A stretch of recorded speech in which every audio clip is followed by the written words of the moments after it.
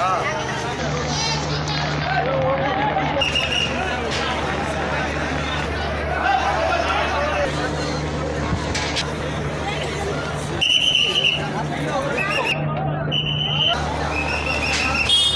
আমরা কোস্টগার্ডের প্রতিষ্ঠান থেকে এখনও পর্যন্ত আমরা জনগণের বিভিন্ন সেবায় নিয়োজিত আছি এবং বিভিন্ন কাজে আমরা এগিয়ে এসেছি।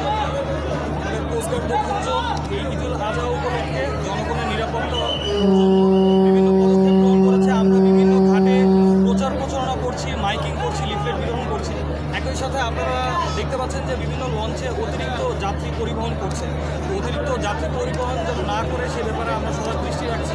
আমরা আমাদের নিয়মিত টহল কার্যক্রম পরিচালনা করছি এবং একই সাথে এই ঈদুল আজহাতে যেন এই সকল পরিবহনে মাদকের পরিবহন যেন বিস্তার না হয় সেটা প্রতিরোধ করতে আমরা নিয়মিত ভোট এবং অন্যান্য নৌযানসমূহ তল্লাশি করছি। আমাদের কোস্টাল দক্ষিণজনের এরকম কার্যক্রম ভবিষ্যতে অব্যাহত থাকবে এবং ঈদুল আজহা পরবর্তীতে আমাদের যতক্ষণ পর্যন্ত আমাদের এই জনসাধারণ যাত্রীরা তাদের নিজ নিজ গন্তব্যে পৌঁছান ততক্ষণ পর্যন্ত আমাদের সকল কার্যক্রম অব্যাহত থাকবে।